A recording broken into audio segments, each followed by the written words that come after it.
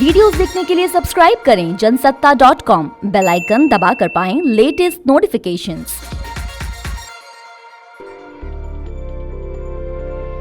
कभी PM Modi scooty के नाम पर चिढ़ाते हैं, আমি জল ঢোড়াও নই বেলে বোড়াও নই, तो कभी मिथुन दा कोबरा बनकर धमकाते हैं।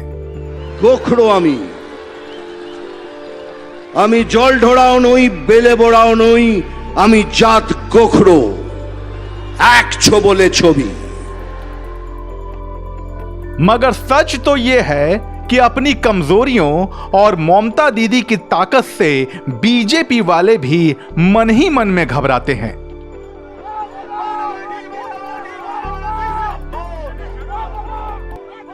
नमस्कार, जनसत्ता में आपका स्वागत है और आज हम आपको रूबरू कराने जा रहे हैं बीजेपी के सामने मौजूद उन 5 बड़ी चुनौतियों से जिनकी वजह से बीजेपी के विरोधी ताल ठोंक कर कह रहे हैं बांग्लार माठे खेला होबे। तो आइए एक एक करके उन चुनौतियों से आपका तारुफ भी करवा ही देते हैं। व्हील चेयर पर दीदी। व्हील चेयर पर सवार होकर अपनी टूटी टांग पर बंगाल का लोकतंत्र बचाने का भारी भरकम बोझा डालकर जब ममता दीदी कोलकाता की सड़कों पर उतरी तो बीजेपी के रणनीतिकारों के चेहरे में चिंता की लकीरें साफ नजर आने लगी। चिंता कि कहीं मां माटी और मानुष की दीवानी बंगाल की जनता अपनी जख्मी बेटी को सहानुभूति का वोट ना दे दे और चुनावी बाजी पूरी तरह से एक तरफा ना हो जाए। राजनीतिक पंडित मानते हैं कि बीजेपी का यह डर गलत भी नहीं है।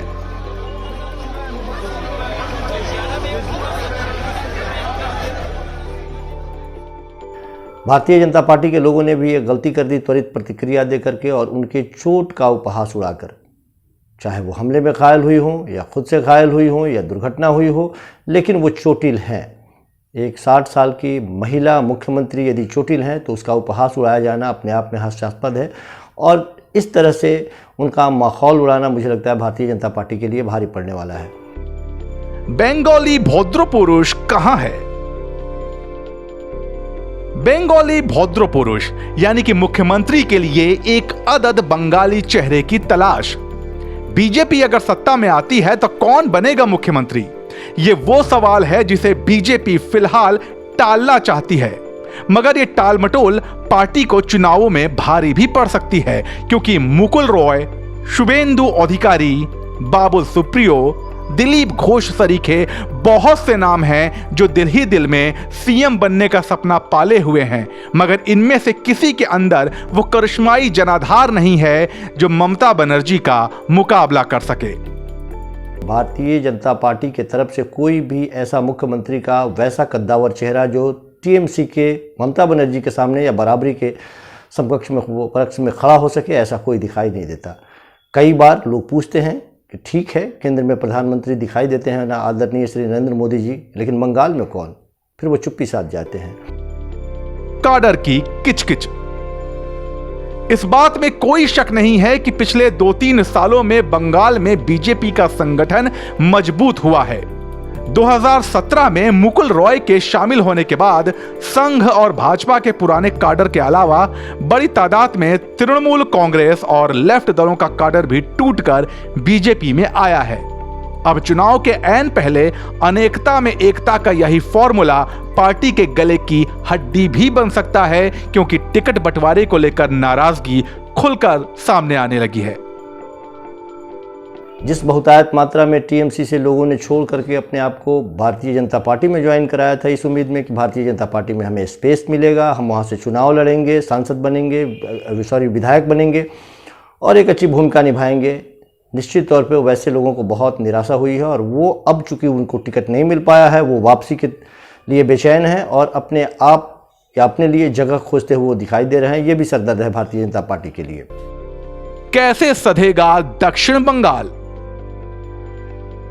बंगाल विधानसभा की कुल 294 सीटों में से 167 दक्षिण बंगाल से आती हैं, यानी कि कुल 56.8% वोट शेयर। और ये वो इलाका है जहां बीजेपी की मौजूदगी नहीं के बराबर है। ऐसे में यक्ष प्रश्न यह है कि दक्षिण का किला फतेह किए बिना आखिरी जीत कैसे हासिल कर पाएगी बीजेपी।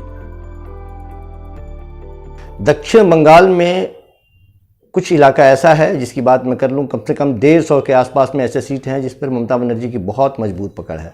भारतीय जनता पार्टी के लिए बहुत बड़ा ये सिरदर्द है। मुझे पता है कि भारतीय जनता पार्टी भी ध्रुवीकरण के मामले में अपने आप को बहुत स्मार्ट मानती है। इलेक्शन जो नज़दीक आते हैं उनके पास उनके तर्कश में जितने तीर होते हैं उसको छोड़ने में वो कहीं कोई कोताही नहीं बरतती। लेकिन क्या वो तर्कश के तीर वहाँ काम हो कर पाएंगे?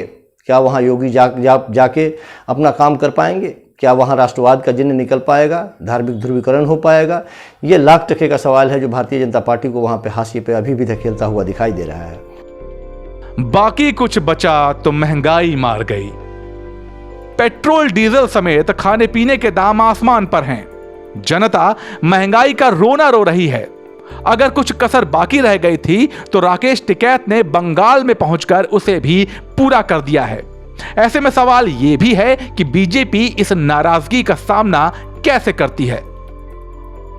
सिलेंडर का वो पुतला लेकर के घूम रही हूं, या फिर बेरोजगारी के मामले में भारतीय जनता पार्टी को या केंद्र सरकार को घेर रही हूं, हर एक मामले में भारतीय जनता पार्टी को वो चुनौती देती हुई दिखाई दे रही हैं।